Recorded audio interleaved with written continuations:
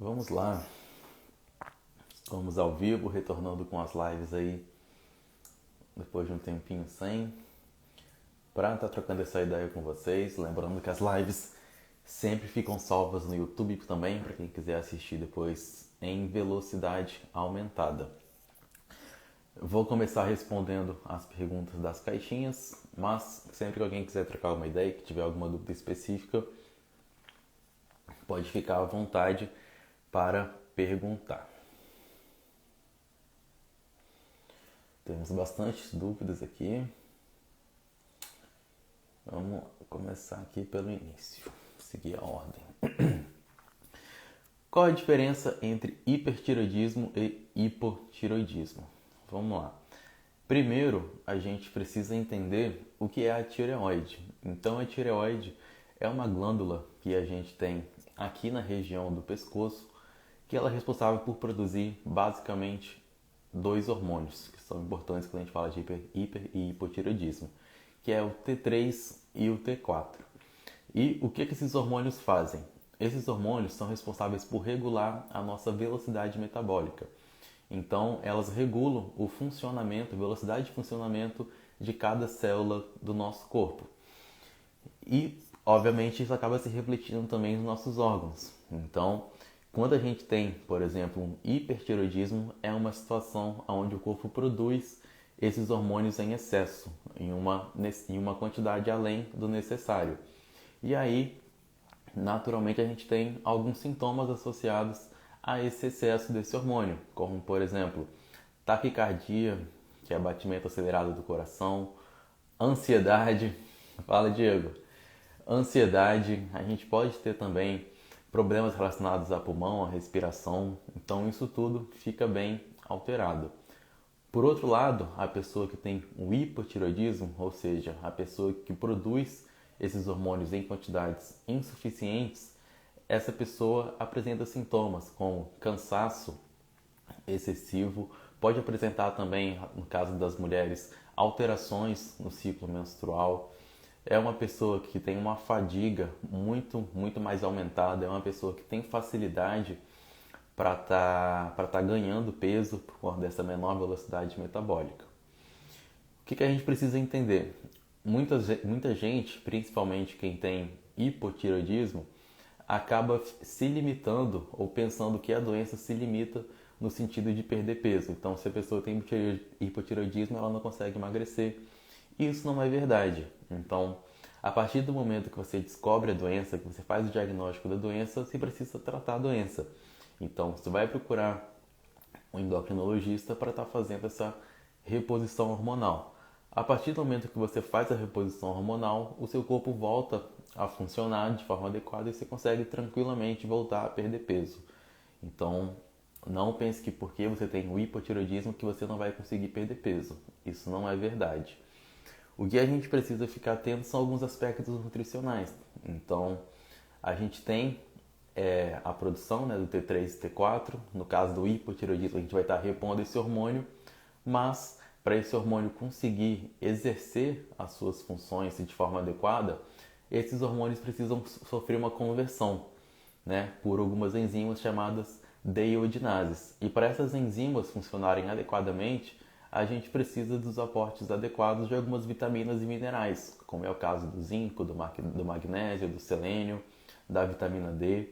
Então não basta apenas repor o hormônio, a gente precisa adequar esses micronutrientes para que a gente tenha tanto o hormônio em níveis normais, mas também as enzimas funcionando adequadamente para conseguir fazer a conversão desses hormônios e naturalmente a gente ter a ação esperada deles no nosso organismo. Normalmente o hipertireoidismo ele é mais facilmente diagnosticado porque é uma pessoa que normalmente ela é muito ansiosa, ela é muito agitada, ela tem muita dificuldade em ganhar peso, então é uma pessoa muito magra, então os sintomas acabam ficando muito mais evidentes. No caso do hipotireoidismo é um pouco mais difícil de ser diagnosticado, de ser percebido na verdade, porque os sintomas podem muitas vezes se confundir com sintomas de sedentarismo, de maus hábitos alimentares, e isso tudo leva a pessoa tanto a ganhar peso, ou também se sentir com mais fadiga, mais cansada, pode levar a queda de cabelo, por conta da nutrição inadequada. Então, é uma coisa que normalmente só consegue ser diagnosticada realmente fazendo os exames e algumas vezes demora até para ter essa suspeita. Mas, no caso do hipertireoidismo, é mais comum que as pessoas busquem esse suporte para estar fazendo o diagnóstico. Então, tá aí a diferença entre os dois.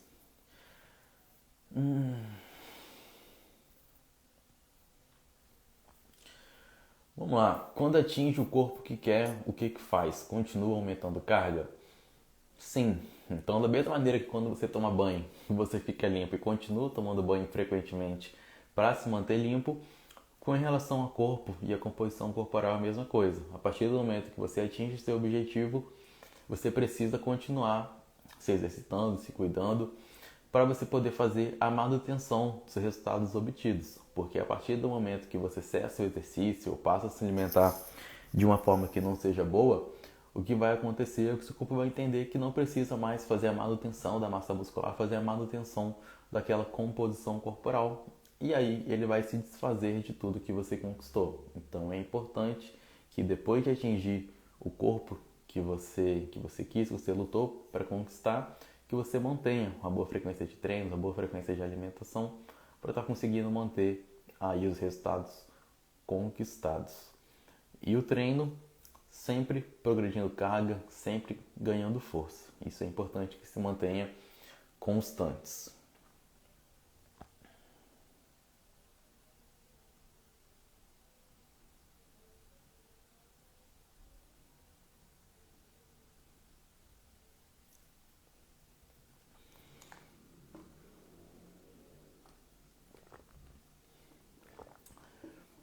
Vamos lá. Tem limite para hipertrofia?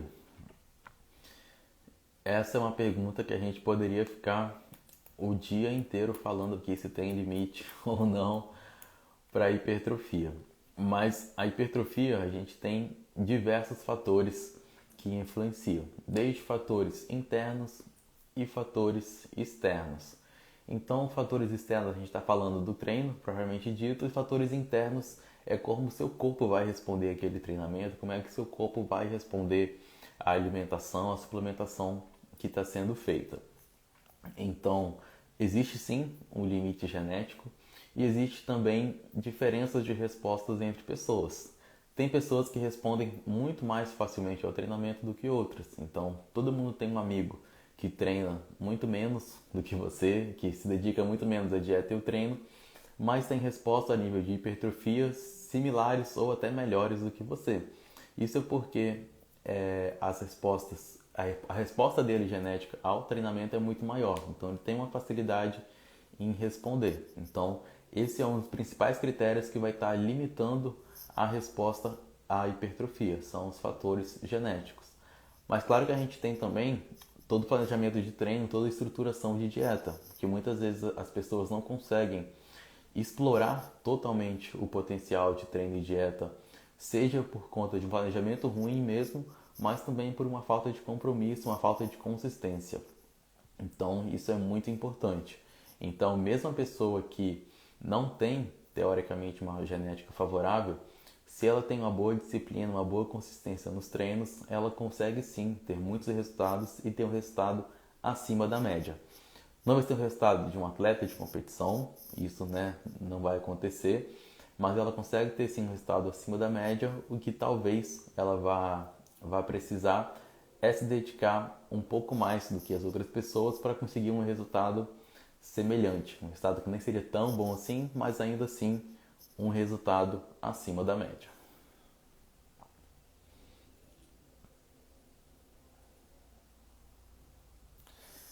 Vamos lá.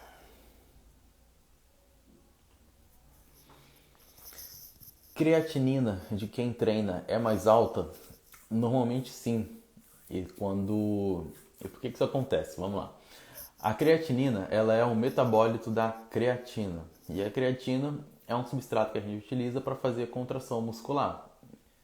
E aí, naturalmente, quando a gente tem uma utilização maior desse substrato, a gente acaba aumentando também o seu metabólito, que é a creatinina. E aí a gente tem dois fatores principais que contribuem para aumentar também a creatinina. Quais são esses fatores? Primeiro, a quantidade de massa muscular. Então, quanto mais massa muscular a gente tem, mais creatina a gente tem e, consequentemente, mais metabólito a gente vai produzir. E segundo, a suplementação de creatina. Então, normalmente quem treina já há algum tempo ou tem um acompanhamento faz a suplementação de creatina. E a partir do momento que você aumenta o substrato, você aumenta o metabólito. Anteriormente, até alguns anos atrás, era comum a creatinina ser utilizada como marcador de função renal. Mas por conta desse marcador ser bem sensível à quantidade de massa muscular e também a fatores nutricionais, como o caso da suplementação ou consumo de carne, nem sempre a creatinina é um marcador ideal para estar avaliando a função renal. É importante correlacionar a creatinina a outros marcadores. Então, a pessoa que treina, que é ativa, que faz exercício frequentemente e tem uma creatinina aumentada, isso não significa que a função dela, que a sua função renal está ruim. Normalmente isso costuma ser um falso positivo. Então é normal estar mais alto, mas isso não quer dizer que seja ruim.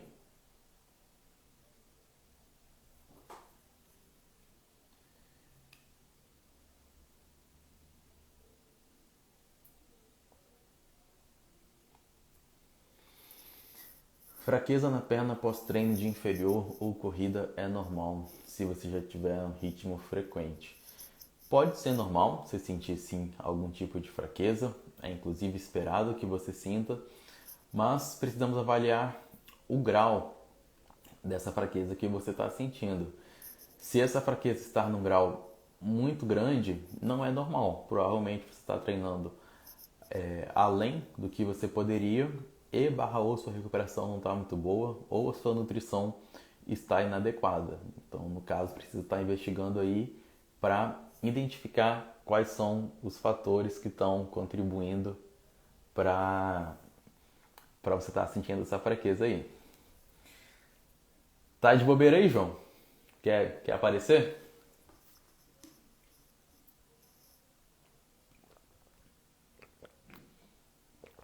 Falar um pouquinho de escápula, de dor no joelho.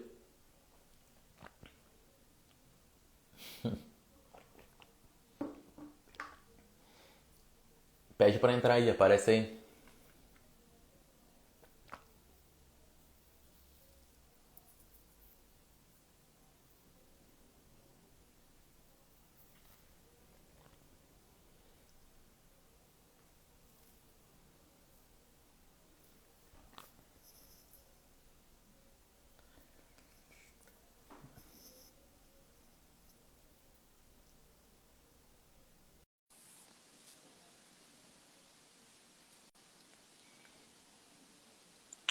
Tá, João peidou igual Viagra, mas beleza. Vamos falar então sobre o que é o levantamento terra sumô. Eu coloquei inclusive ontem uma enquete nos stories perguntando qual seria o melhor exercício para glúteo e muita gente votou agachamento. Acho que deu empatado ou até mais gente votando no agachamento do que no levantamento terra sumô. Então é importante a gente entender a diferença entre os exercícios para estar podendo fazer a seleção adequada dos exercícios. Porque muitas vezes, por exemplo, a pessoa quer desenvolver glúteos, mas se ela já começa errando na seleção dos exercícios, ela não vai ter o resultado esperado. Então, qual que é a principal diferença entre o agachamento e o levantamento terra sumô? No agachamento, você vai ter uma ação muito maior também do joelho. E ao entrar o movimento, principalmente de extensão de joelho, entra uma participação muito grande do quadríceps. Então, não é que o agachamento ele não serve para glúteos. Ele serve, mas é um movimento onde você divide a sobrecarga entre os músculos anteriores da coxa, o quadríceps, e também os músculos extensores do quadril, então a região ali do glúteo. Quando a gente faz o levantamento terra sumô, o que acontece? A gente limita muito a participação. Boa. A gente limita muito a participação do joelho, da articulação do joelho no exercício. E aí o que acontece? a gente naturalmente consegue ter uma amplitude de movimento muito maior e muito mais favorável para a região dos glúteos. Então, o levantamento terra sumô, principalmente, para quem está buscando a hipertrofia de glúteos, é um exercício muito bom e um exercício também muito subestimado. Então, as pessoas acabam deixando ele de lado porque é um exercício que dá um pouquinho de trabalho para você conseguir aprender e lapidar a técnica, porque ele não é tão simples assim. Mas a partir do momento que a pessoa já tem um nível bom de treinamento, um nível bom de consciência corporal, é um excelente exercício para estar incluindo no programa de treinamento.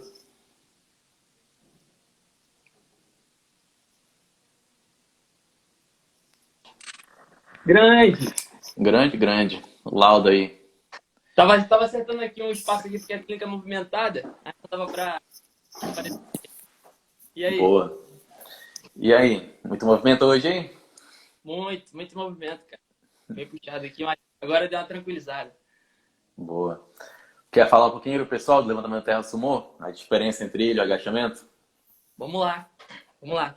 Galera confunde muito, né, cara? Então, a gente sabe que o agachamento em si, ele tem que ter uma dominância de joelho, né? E diferente do levantamento terra, que a gente tem que fazer aquela projeção do tronco para frente e dominar o movimento mais no quadril, né? Então a galera acha que a barra tá baixa, tem que sair um movimento parecido com agachamento e não com levantamento. Então o levantamento terra em si, ele tem uma dominância, jogando esse tronco para frente e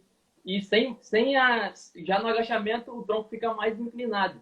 Então tem essas diferenças, né?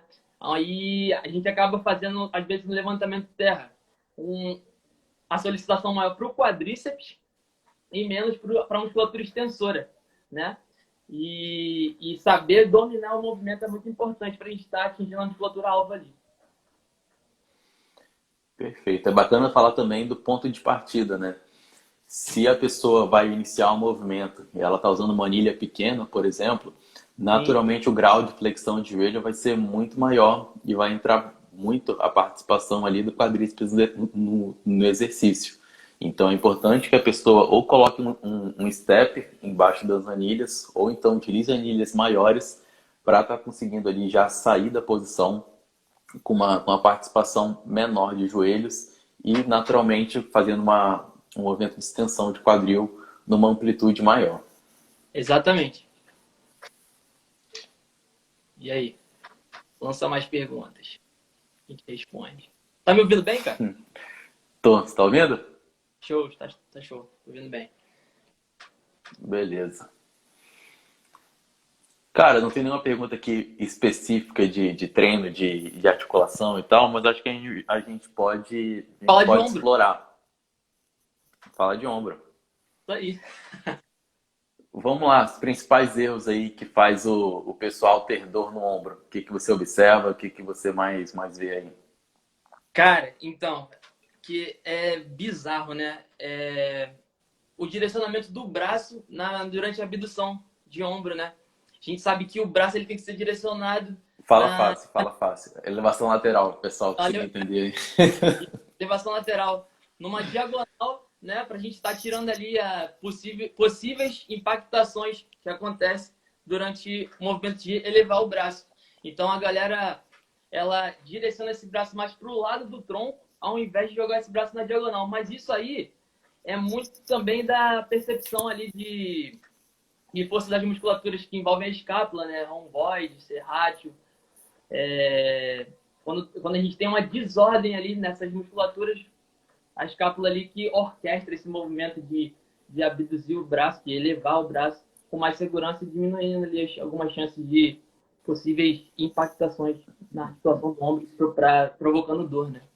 Sim. E é muito interessante isso que você falou, porque a técnica inadequada reforça ainda mais esse padrão postural inadequado. Então, é muito comum, como você disse, que as pessoas façam um exercício de elevação lateral, fazendo aqui o movimento realmente na lateral. E É, aí a gente tem uma participação muito grande aqui do trapézio superior, que exato. já é um músculo que tende à hiperatividade e com a técnica inadequada, se acaba não direcionando o trabalho para o deltoide, qual seria a ênfase do exercício tem um trabalho muito acentuado de trapézio. E como é que isso se reflete na postura da pessoa? A pessoa começa a ter muita dor aqui na região do trapézio, muita dor na cervical. Isso Exato. naturalmente também prejudica a postura dela. E por ser um músculo que tende à hiperatividade, ele vai acabar também tirando a ação das outras porções do trapézio. Então, principalmente a porção de trapézio médio e trapézio inferior, que a gente sabe que é importante para a saúde da escápula. Então, muitas vezes, quando a gente vai falar da saúde articular de ombro, a gente precisa pensar, na verdade, nos músculos que compõem aqui as nossas costas. E o Exato. pessoal não tem a mínima ideia disso, e isso é Não, muito importante. e essa relação, né, Matheus? Escápula, né, e postura, por exemplo. A gente tem ali trapézio superior, trapézio médio e trapézio inferior. Os três fazem rotação superior da escápula. A galera chega pra gente com debilidade nesses músculos. Então a gente precisa estar recuperando a função deles para a gente melhorar a ação do agonista, que é o deltoide médio. Aí a galera acha assim, não consigo desenvolver ombro, né? Deltoide, o problema é na escápula. A gente resolve a escápula para resolver o ombro, para hipertrofiar esse ombro. Então, assim, para as meninas, no caso, que quer ter aquela percepção de cintura mais fina, se a gente não valorizar esse ombro, a gente não vai conseguir ter esse jogo de ilusão. Lógico também que a gente tem que levar em consideração o que a pessoa quer, né? Mas pensando dentro dessa ótica de ilusão, né? Deixar um corpo mais em V e tal, o desenvolvimento do ombro em si, ele é muito importante para estar lapidando ali essa musculatura, esse físico de modo geral. Uhum. E essa questão da escápula, ela é muito importante tanto por uma questão estética, né, de você melhorar a aparência física da região das costas, da região de ombro, como você pontuou, mas também a questão funcional. Então, né, para a boa saúde do ombro, é super importante que esses músculos estejam equilibrados, estejam funcionando bem, e é super comum que eles não estejam, né? Sim, exato. Temos uma pequena interferência aí, mas segue o jogo. Pode falar. Fala aí, ainda nessa pegada de ombro, em relação à dor anterior no ombro, nos exercícios de peito. Quais são os erros mais comuns que tu vê? Cara, então, olha só, tem uma certa diferença entre o supino reto e o supino 45, porque assim, o certo em si é a gente deixar essa escápula em retração ali, né? Tá fazendo aquele lance da clavícula, se elevar, a cabeça do ombro tá firme ali dentro do ombro, da fossa glenoide, para quando a gente fazer o movimento de flexão, não atingir ali ligamentos que passam na frente da articulação do ombro. E como existe esse padrão alterado na grande maioria das pessoas, né? Passar supino às vezes pode ser prejudicial de início, assim, dentro do treinamento. Aí a gente começa fazendo flexões de braço para justamente a gente recuperar essa rotação superior da escápula, que é o grande objetivo de início, assim, dentro do treinamento. Mas a grande chave é fazer as flexões, né? O supino, tanto 45, tanto o reto, com a escápula totalmente ali em retração, tá? Essa Uhum. jogada ali do exercício. Segredos. Certo. E aí vai entrar mais uma vez, né, a importância das escápulas para a saúde articular. Então, quando a gente tem esse trabalho ativo das escápulas, seja no treino de costas, seja no treino de peitoral, a gente consegue equilibrar bem aquela musculatura de trapézio médio, trapézio inferior que a gente conversou, e um músculo muito importante também, que é o serrátil anterior, que é uma musculatura profunda que atua ali na movimentação das escápulas e que quando a gente tem a hiperatividade de trapézio superior, é o músculo que fica ainda mais inibido. Então, uma coisa vai puxando a outra. Então, a técnica inadequada fortalece um padrão alterado de movimento que vai favorecer cada vez mais a alteração de postura e, naturalmente, vai também desencadear dores articulares, no caso que a gente está conversando aqui, as dores no ombro, né? A Se eu posição também fosse, do... Fala, pode falar. então, se eu fosse dar uma, né, se a gente fosse dar uma ideia aqui para a galera que está assistindo a gente, nesse lance do ombro, a grande chave é mexer no trapézio inferior, porque ele vai retirar essa participação que a gente chama de hiperatividade do elevador da escápula, que tem essa relação antagônica, né? Então, quando a gente mexe no trapézio inferior, a gente diminui essa percepção de que está usando mais o trapézio do que as musculaturas que a gente quer atingir, ombro, peitoral. Então, por isso que a gente tem que prestar bastante atenção no treino de costas, para a gente fazer um bom abaixamento da escápula, porque o trapézio inferior ele entra bastante nesse abaixamento da escápula, para a gente estar diminuindo essa ativação antecipada dessas musculaturas que geram esse desconforto no pescoço, né? E reduzindo ali a ação da musculatura alta. Uhum. Beleza. Eu acho que tem uma pergunta aqui de braço. Deixa eu pegar. Vai lá. Vamos lá. Tem aqui. 30 séries é um bom volume para desenvolver braço? Então eu vou começar aqui. Depois eu jogo a bola para você. Vamos lá. Falando do número propriamente dito, a gente precisaria saber qual é a pessoa que a gente está falando. Para um indivíduo iniciante, 30 séries é um volume muito grande na semana. Ele provavelmente não conseguiria suportar esse volume. A recuperação estaria prejudicada e isso não geraria a resposta hipertrófica que a pessoa espera. Então, o braço, por ser um grupamento muscular pequeno, ele não suporta tanto volume assim. 30 séries já seria ali um limite superior um limite superior da margem de volume de série semanal. Então, o que é importante? Você vê qual é o seu nível de treinamento, como é que você está com o seu número de séries atual e fazer aumentos progressivos de 20% a 30% desse volume. Mas, tão importante quanto você ajustar o volume ideal para a sua necessidade, é você se preocupar com a execução correta dos exercícios.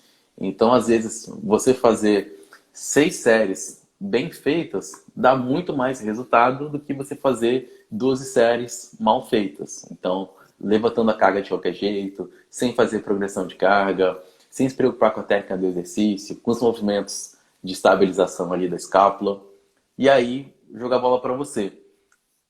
Normalmente, exercícios de bíceps. O pessoal erra muito na estabilização do movimento. Eu queria que você comentasse um pouquinho aí como fazer essa estabilização, como deixar o trabalho mais eficiente para conseguir extrair o máximo de cada série, de cada repetição e, naturalmente, ter um bom resultado aí em nível de hipertrofia.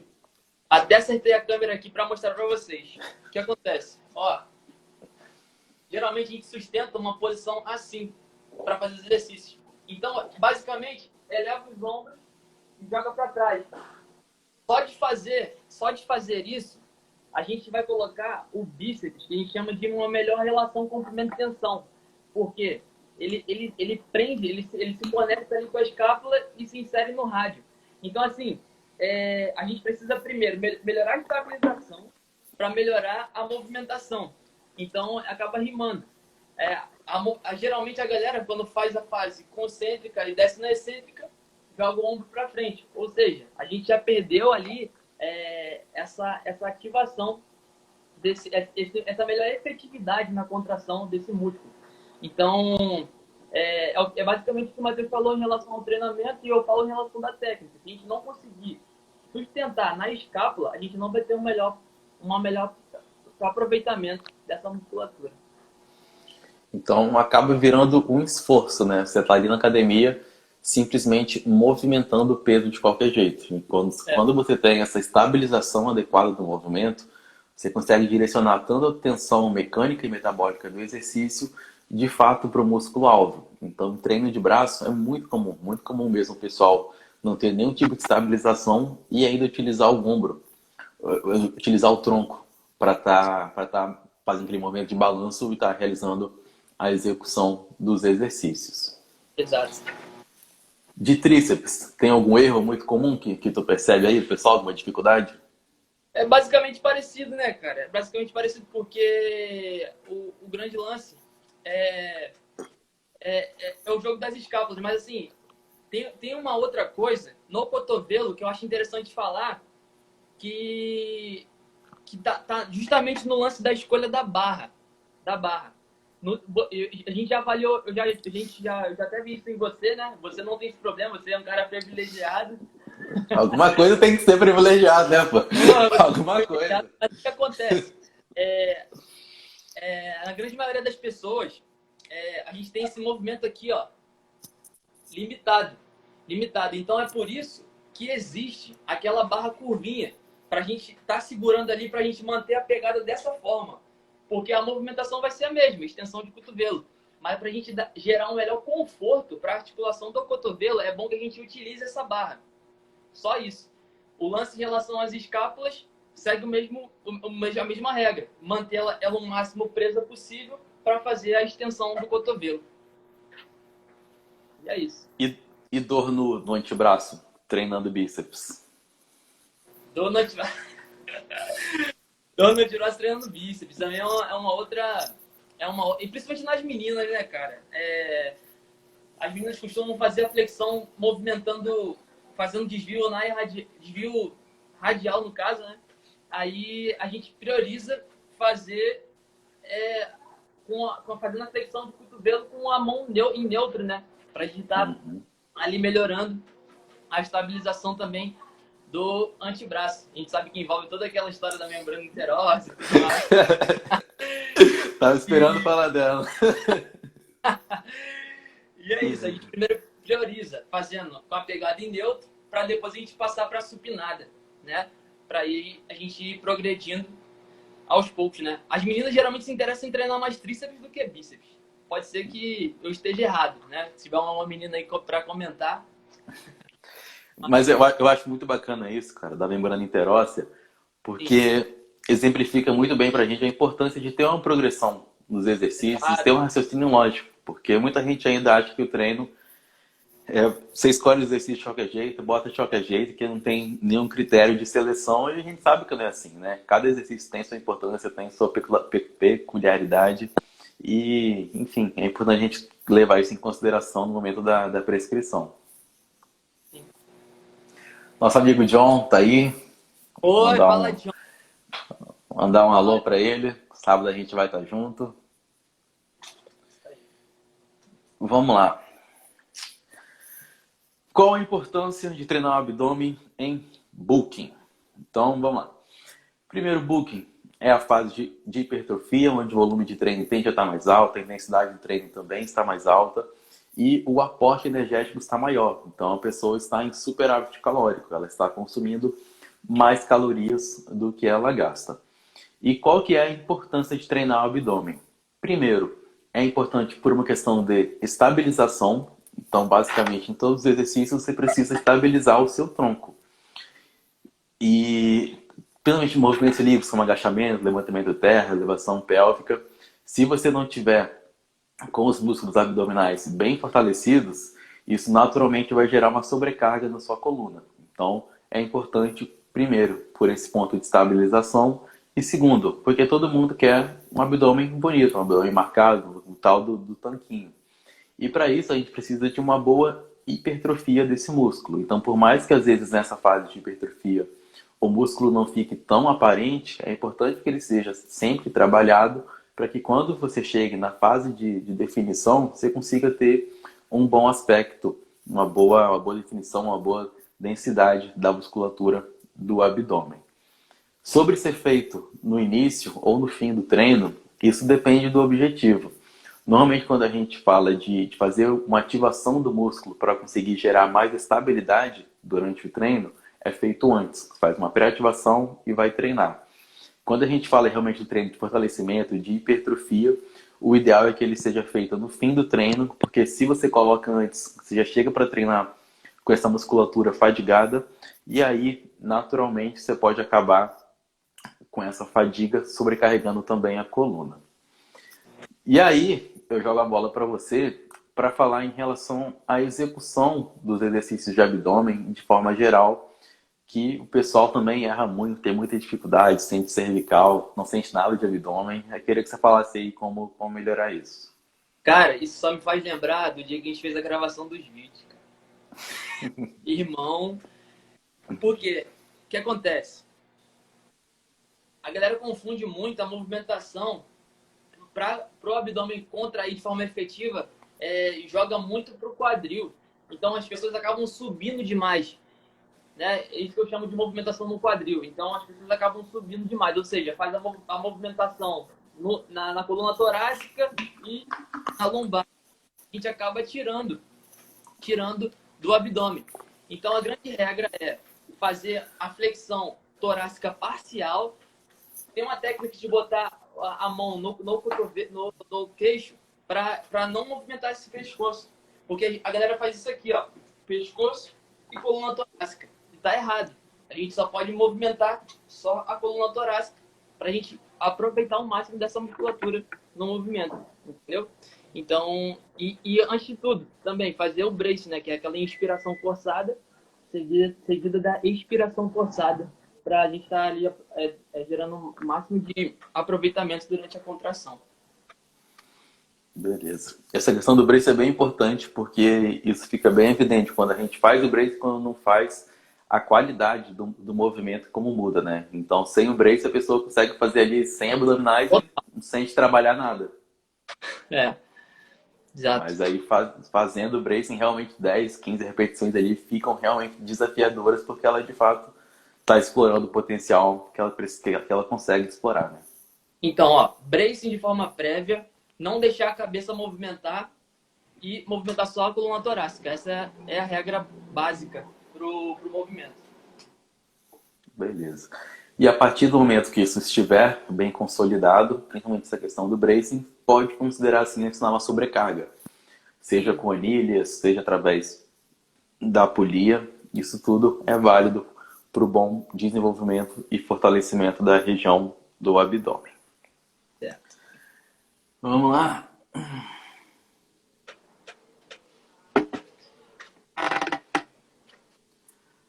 Rapaz, as perguntas terminaram. Então, Essa fechou? do abdômen era a última. Então, fechou. Tem mais alguma coisa aí que você queira falar? Uma mensagem final aí que você queira deixar? Acho que a gente falou bastante, né? A gente pode até marcar o próximo, né, Matheus? Planejado, né? Que agora foi do nada. Não, tudo que acontece sem combinar, cara, dá certo, cara. Já percebeu? Então, Percebi. a gente pode marcar alguns temas mais específicos, né? Para as próximas. E é interessante a gente fazer essa interação aí com a galera aí. Fala aí do seu foco. Você está mais direcionado agora para o treinamento feminino, né? Isso. Então, meu nicho, eu trabalho com as meninas, né? Trabalho mais direcionado com elas. Então, trabalho com consultoria também, musculação, e é isso. E em breve, dieta, né? Isso aí faculdade de nutrição aí, né? Vamos botar a cara agora, estudar. Cara, um tema bacana que a gente poderia marcar uma live é falar de glúteo. Isso, e boa. Todo mundo quer glúteo, todo mundo precisa e todo mundo tem dificuldade, né? A gente pode marcar final de semana, talvez. A partir do mês que eu ficar mais tranquilo. Aí a gente pode... Tranquilo. Mas valeu, cara. A gente vai se falando aí e combina, tá bom? Valeu. Valeu, João. Abração. Abração. Tamo junto.